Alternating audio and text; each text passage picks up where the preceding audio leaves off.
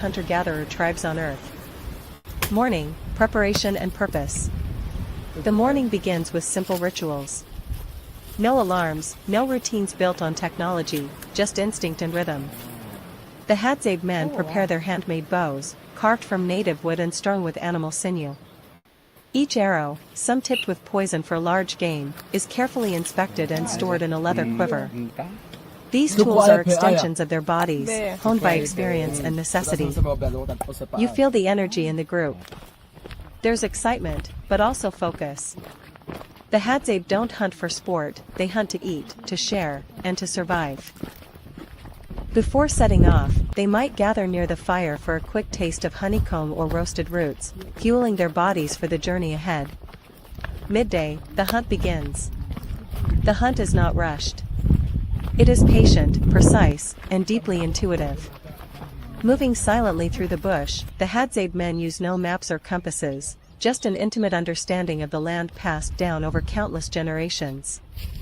They read broken twigs, animal droppings, and even subtle shifts in wind to track their prey.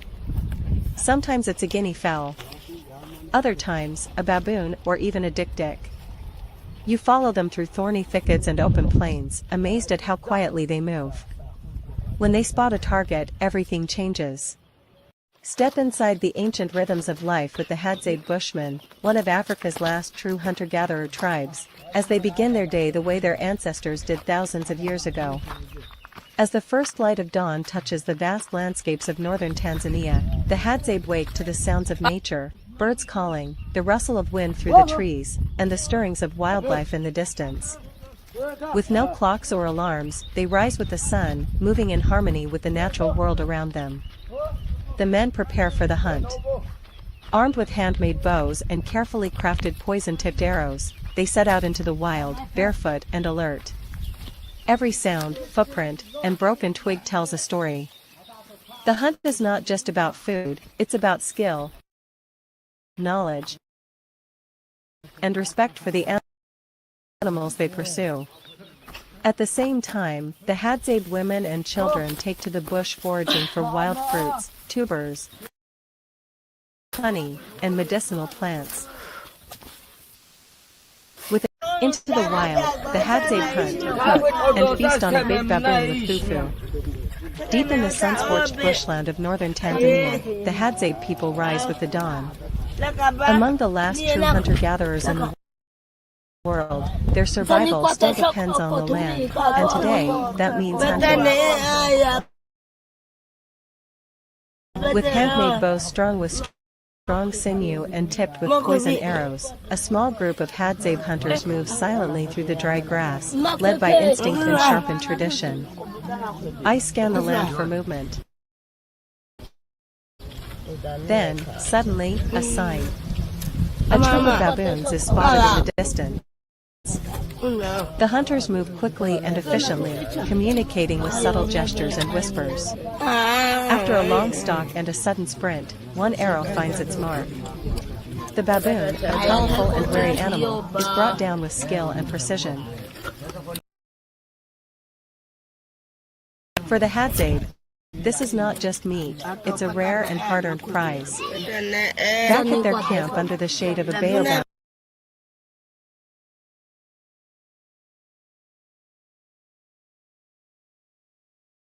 passed down through generations, they dig, climb, and explore, identifying edible roots, nutritious berries, and valuable herbs that support both nourishment and healing.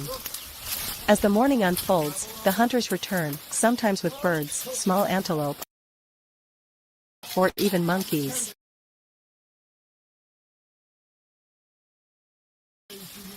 The group gathers to prepare a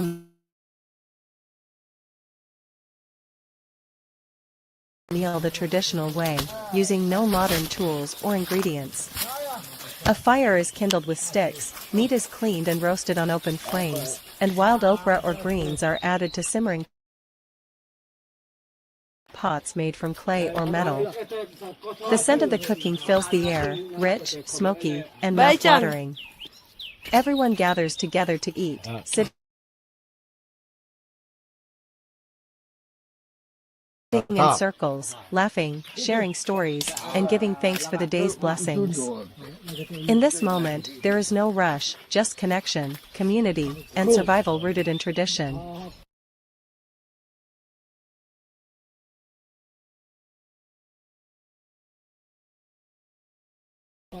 This isn't just about food.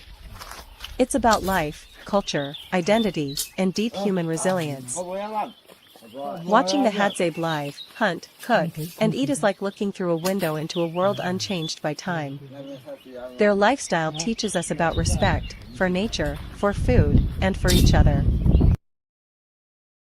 Come witness the full cycle of bush life, from the thrill of the hunt to the joy of the feast. This is not just a video, it's a journey back to our roots. From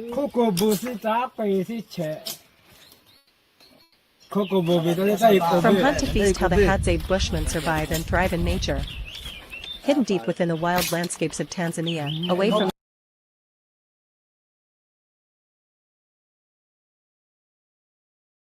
the noise and speed of the modern world, the Hadzabe Bushmen live much as their ancestors have for tens of thousands of years. They are among the last true hunter-gatherers on Earth, a living testament to humanity's ancient roots. In this powerful journey, we follow the Hadzabe through a full day, from the first glow of sunrise to the closing embers of the evening fire, witnessing how they hunt, gather, cook, and celebrate life with extraordinary resilience, wisdom, and joy. The awakening, life at first light. As dawn cracks up in the sky with hues of gold and red, the Hadzabe awaken not to alarms or schedules, but to the natural rhythms of the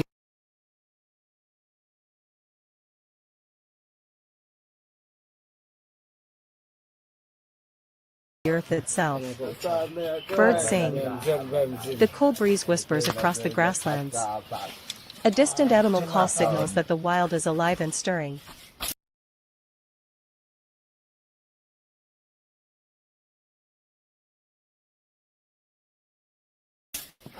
The Hadzabe men, boys, and elders gather quietly, preparing for the sacred daily task, the hunt. Their weapons are simple but deadly, bows carefully carved from strong branches, arrows tipped with a poison made from desert rose plants, designed for quick, respectful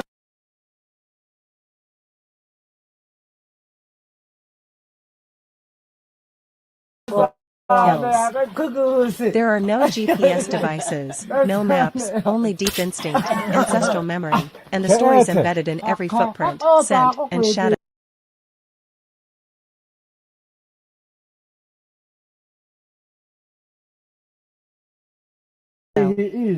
Every hunt is a test of patience, skill, and understanding of the land.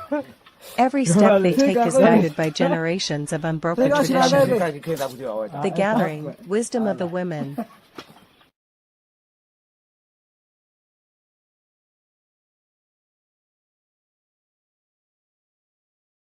While the men move through the bush in search of game, the Hadzabe women, pillars of knowledge and endurance, lead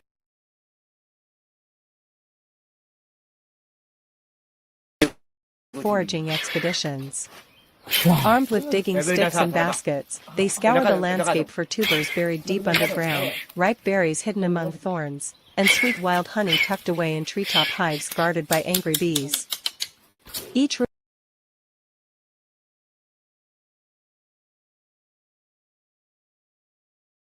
unearthed, each fruit picked, each honeycomb found represents deep knowledge of seasons, ecosystems, and survival.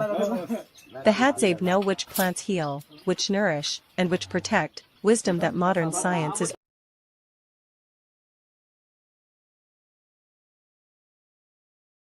only beginning to understand. Their connection to the earth is not casual. It is sacred, intimate, and essential. The homecoming, preparing the feast. After hours of tracking, the hunters return. Sometimes they carry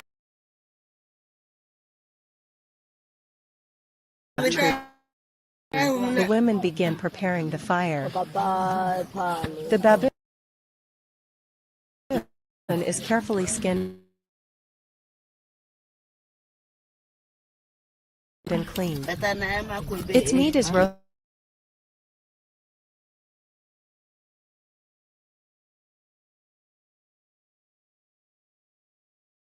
over open flames and slow cooked using only natural tools, stones, sticks, fire, and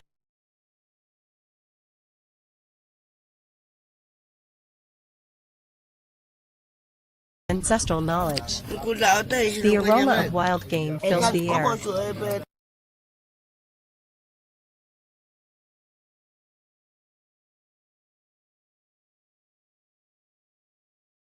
To accompany the meal, the women prepare fufu, a starchy dough made by pounding forage tubers like cassava or yam. It's soft, sticky, and perfect for scooping up the savory meat.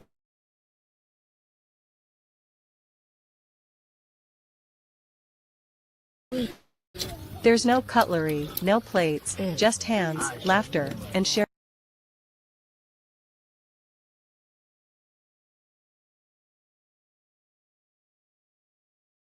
bowls. Everyone eats together, seated on the ground, in a circle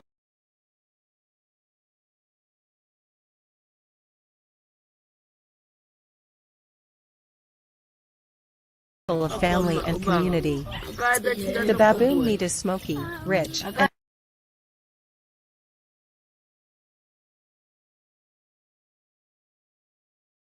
seasoned only by fire and survival. Dipped in the soft, earthy fufu,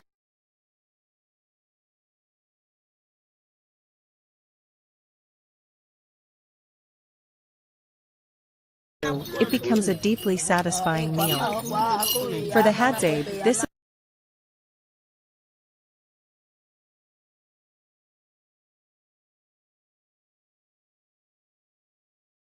is more than food, it's tradition, unity, and life lived directly from the land.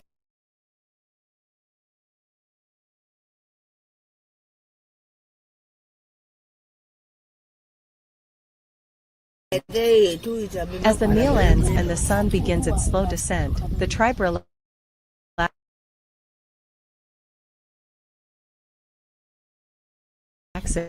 bellies full, hearts light. The hunt, the fire, the food,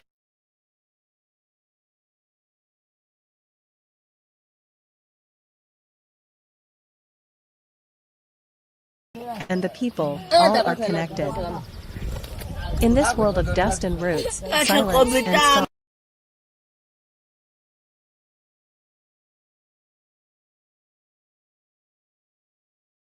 the Hadzabe continue to live as they always have, wild, free, and full of life.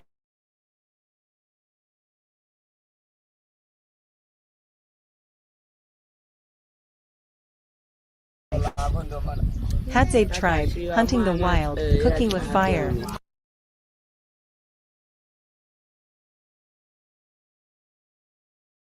and feasting on fufu. In the dry, rugged lands around Lake Eyasi in northern Tanzania, where the acacia trees sway in the heat and the earth cracks beneath their feet, the Hadzabe tribe live as they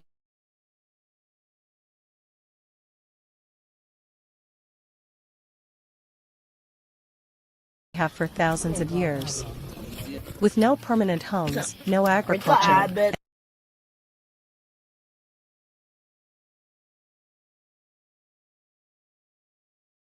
and no modern tools, they survive off the land using ancient knowledge passed down through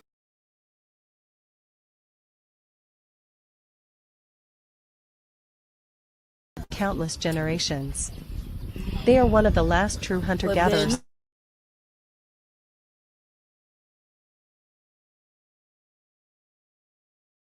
societies on Earth. Today begins like any other, with fire. Smoke curls into the morning sky as the sun rises over the savannah. A group of Hadzabe men, lean and sharp-eyed, gather their tools, handmade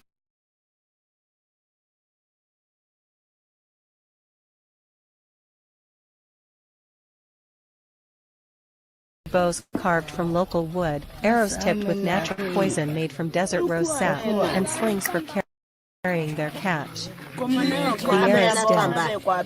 Every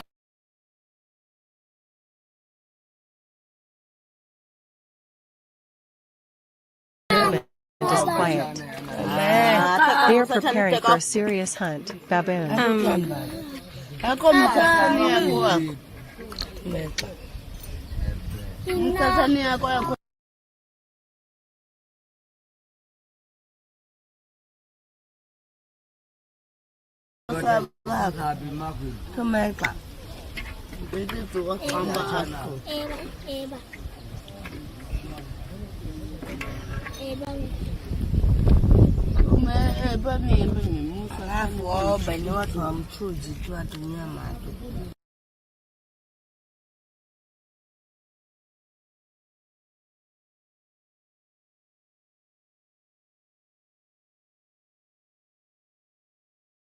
Birds.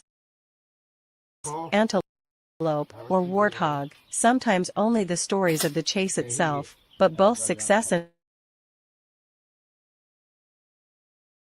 failure are accepted with humility.